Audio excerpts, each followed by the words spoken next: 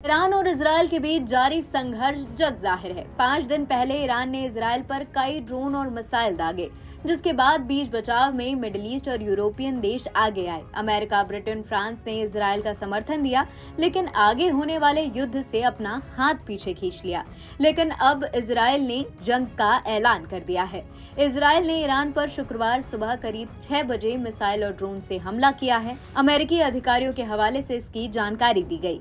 Iran के शहर Isfahan के एयरपोर्ट के पास धमाकों की आवाज सुनाई दी गई। हालांकि इजरायल ने अब तक इसकी पुष्टि नहीं की है। ईरान की फोर्स न्यूज एजेंसी ने भी धमाकों की आवाज की जानकारी दी।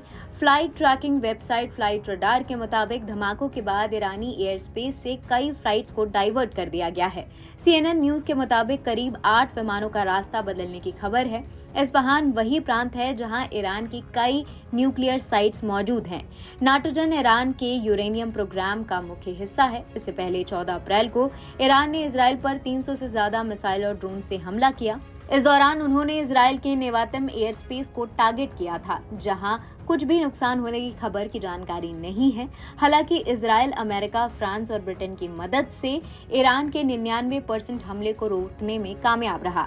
ईरान के हमले के बाद इजरायल ने बदला लेने की चेतावनी दी थी और अब वो कामयाब भी रहा। इजरायल के प्रधानमंत्री बेंजामिन नेतन्याहू ने ईरान पर जवाबी कार्रवाई की प्लानिंग के लिए वॉर कैबिनेट के साथ 5 बैठकें की थी। ईरान के हमले के बाद अमेरिका और ब्रिटेन ने ईरान पर कई प्रतिबंध लगाए हैं।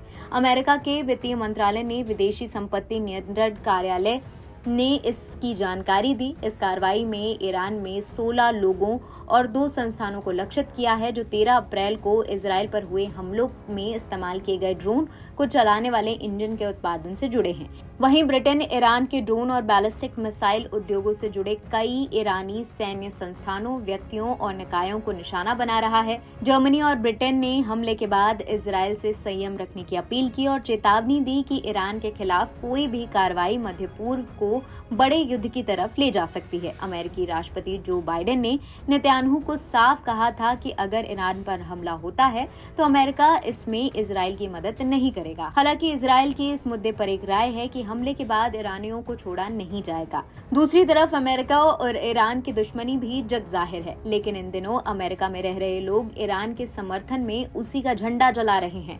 अमेरिका के कई राज्यों में ईरान समर्थकों का विरोध प्रदर्शन देखा गया। इतना ही नहीं, इन प्रदर्शनकारियों ने अमेरिका का झंडा भी जलाया। दरअसल ईरान द्वारा इजरायल पर ड्रोन और मिसाइलों की बौछार करने के बाद कैलिफोर्निया, न्यूयॉर्क और पैसिफिक नॉर्थवेस्ट समेत अमेरिका के कई हिस्सों में फिलिस्तीन समर्थक विरोध प्रदर्शन देखे गए। NBT ऑनलाइन की रिपोर्ट।